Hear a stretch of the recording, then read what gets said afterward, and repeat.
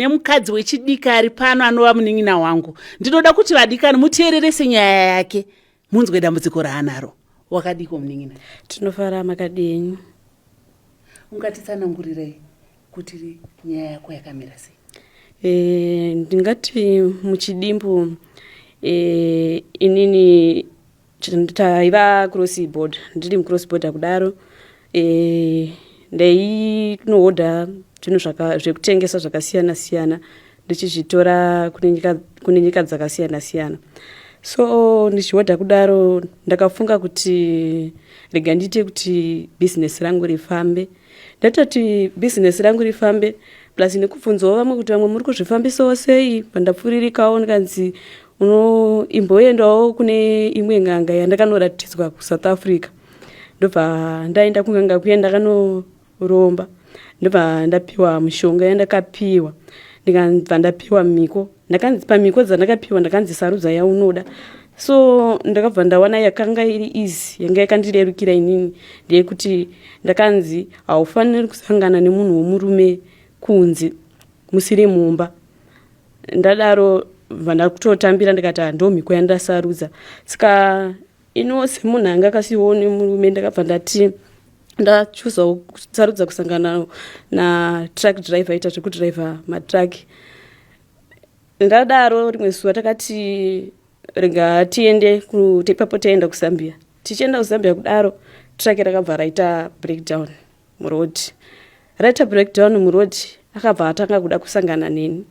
Inini ndakaedza nepandinogona kuramba napo semunhu aiziva mhiko dzake. Vandati kowewo wadi kuti isusu tiende kuloji ako kana kuhotel kana titage tiende kokunorara. Iye mubvunzo wakabva ndibvunza akati iwewe unogoti isusu tiende kuloji sei kana kuhotel kwauri kutaura uko. Muno chii chisimo munomu. Inga zvese zvirimo wane. Ndakambozama nepandinogona kuda kuita naro asi pakanga pasisina option ndandisisina sarudzo. Asi ndadaro takabva ndasangana naye. Ndasangana naye ndine zvandakabva ndanzwa pamiri wangu.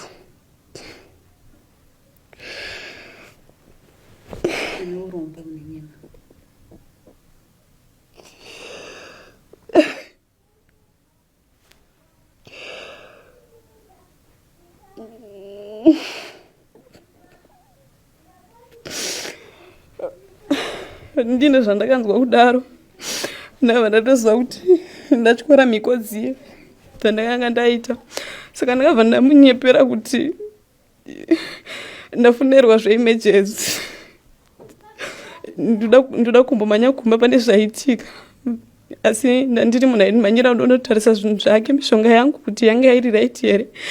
Ndakangoti ndichingosvika kumba ndichida kuti ndigeze ndakabva ndatanga kubleeda. Ndasanga kubleeda kudaro ndakaita mazuva. Saka ndaita mazuva kudaro murume uya akatanga kuuya. Ari kutanga ndakaramba ndikati handifaniri kusangana newe ndakadai. Takasangana kekutanga, kechipiri, kechitatu ndakaramba. Ndakuramba kuti wona iwewe ndiri kubleeda uda kuramba uchisangana neni. But unoda kuti ndisangane nani iwe uriwo wakandiurayisa. Asi handina kuzvifunga mashoko ayo paakataura handina kuatora serious.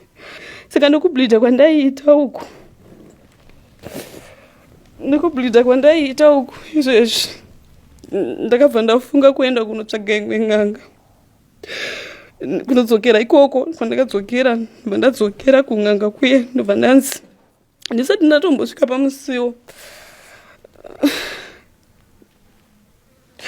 Vakabva vanditi ndikuziziva zvawaivinga wakasvikora mhiko dziye dzandakakuti uite. Handiwa vandati chindisarudzirewo chindiitirewo kuti ndini hangu ndirege kubleeda. Ndarega kubleeda kudaro kuti ndirege kubleeda ndadaro bva vanditi wakasarudza wega mhiko dzako dzawakasarudza. Saka ndadzoka kudaro ndakabva ndati rege ndirambe nditiraye nhamba dzemunhu uye bva dzaramba kudaro ndichibva ndaningirika. Aiwe Ndikuona ungori kurwadziwa chii chiri kuitika? Izvozvi ndiri kubleeda. Mudumbu mangu muri kurwadza. ndobva ndaenda kwandainosangana naye kune mamwe matruck drivers. Ndasvika ipapo ndakatosvika ndakatonditone confidence semunhu andaiziva kuti ndokwanisa kumuwana ipapa. Ndasvika bva ndabvunzawo mumwe wematruck driver zvikanzi akaramba akashama muromo. Zvikanzi munhu wauri kubvunza uyu unoziva here kuti atone mwedzi muviri afa akavigwa. Ndadaro ndakambodonha pasi. Zvinhu zvanga ndisina kutarisira. Zvichireva kuti pamaisangana paiuya pese apa achiti ngatisanganei uchitevera anga atoshayika.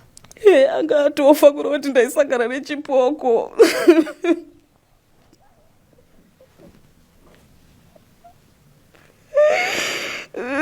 Ndobva zvaita sei? Ndadaro ndakangobva ndabva ndaona kuti dambudziko rangu ripere ndairamba ndichingomuona. Saka ndichiramba ndichimuona kudaro ndikati rege nditsvagewo kumwe. Ndabvunzawo bva ndaimuziendawo kuno wangu sekuru. Ndaendawo kuno wangu sekuru. Vandasvika mari yavakanditaurirawo inini semunhu wanga atyora mhiko mari handisisina kana sendiko. Zvino handisisina kwekuwana mari. Ndobva ndasvika kwasekuru kuye mari yacho vakanditaurira vanhu vamwari yakandiomera. Ndakaramba ndichidzokerawo kekutanga ndichifunga kuti ndingonga ndinzwire tsitsi. Ndakadzokera kekutanga, ndakadzokera kechipiri. Chivamira mudumbu mangu.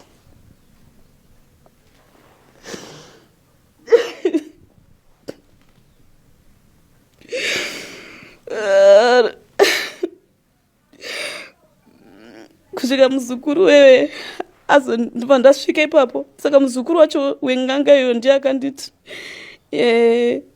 iwewe panapa una mari, ko wadii kumbotsvaga kumwe kana kuti mira ndikupe nhamba dzevamwe gogo. Ndobva ndipa nhamba dzake. Ndodzaita kuti ndisvike panzvimbo ino nditsvaga rubatsiro kuna gogo.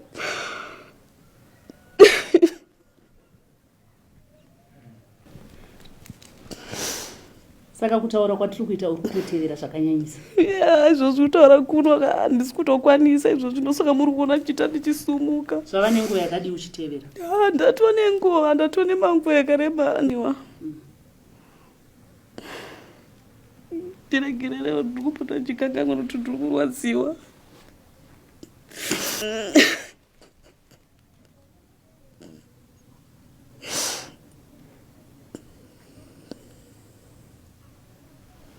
Ndawo rubatsiro. Ndosaka mandoda ndasvika panzvimbo inei ndatsvaga rubatsiro. Ndorwa ndoda kubatsirwa naro. Ndatambudzika vanhu vamwari. Asi nyore kuramba uchiona chipoko, uchisangana nechipoko apo uchibleedha futi.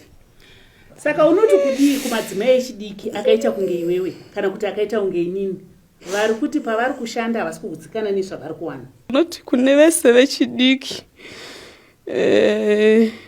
dzidzai kugutsikana nezvaminazvo. Dzidza kushanda nesimba kuti zvinhu zvako zvikuitire. Ndinokutaura kuti kuromba chinhu chakashata hachina kunaka. Kuzi unopedzisira wangotyora mhiko dzacho. Ndoda kudzoka zvakare. Unoti kudii kumatruck driver ari kunze uko anongoti mudzimai waasangana naye murodhi wosangana naye? Ndinovati kwavari kana vachindinzwa kana ndichitaura izvozvi kuti ngavagutsikane nevakadzi vavo. Ndinoda kudzokera zvakare kumasure pichana. Sekuru vekusouth Africa muri kuti ndovakakurombesai ava, pavaikupai pawaigamuchira vakakutsanangurirai makonsekwensi ekuti ukaputsa mhiko iyi uchasangana nezvakati, kana kuti wakangotora uchingoti ndawana kuromba kwangu zvinozoendozozviona zvavo? Ndakangotora ndichingoti nini dambudziko rangu rapera. Zvakawanda havana kutaura. Asi wakamboita mari here watora urombo? Yakawanda zvisingaiti. Ndakaita mari pati pane zvino handisisina. Zvekuti hama dzangu izvozvi dzitoshaya kuzoti ko inda haachatitumirawo kana sendi.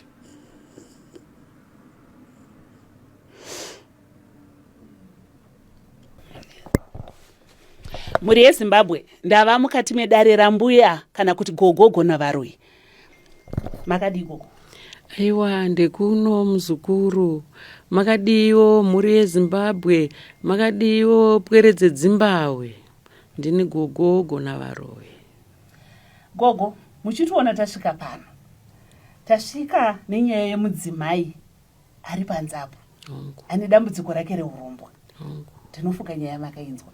Chandinoda kuziva ndechekuti chekutanga ndisati ndakufunza izvo kuti unozvikwanisira chokuti kutanga iri kusangana nenyaya dzakadai mudare menyu. Kwete. Dzeurombwa handi kutanga. Dzeurombwa ndo dzatekeshera mweri dzedzimbahwe. Ndinotenda. Saka nedambudziko iri nemudzimai wechidikiri munorikwanisa here kumudzudzunura kubva mudambudziko rari? Ndo ratichakumbira pasi namusika vanhu kuti mwere dzedzimbahwe dzione kuti chinyakare chichiripo, chivanhu chiripo, tikarikumbira nemazvo. Ndinomupa zvizuva zvinomwe mudzoke zvakare pano. Muchamuona mupwere yeyo anenge ochekaira. Kwakumhuri ina truck driver uyu akashayika mushure mekunge asangana nemudzimai uyu akakanganiswa neurombwa hwemusikana uyu. Chii chichaitika? Rakanaka, tinokumbira pasi kuti iye wakarewo ozivisawo vekwake kuti rakanga rakafamba sei kuti agozodzama. Mhuri yeZimbabwe, nyaya ndiyo iyi yandiri kuramba ndichidzokorudza. Inyaya yeurombwa. Urombwa uriko huri riu pakutaura kwedu. Gogo vati musikana uyu vachamubatsira nepavanokwanisa, asi kusiri kugona kwavo vachakumbira kuri vepasi kuti vatekaidze vari ivo. Ndinodzoka zvakare. Mhuri yeZimbabwe, ngatisiyei kuromba.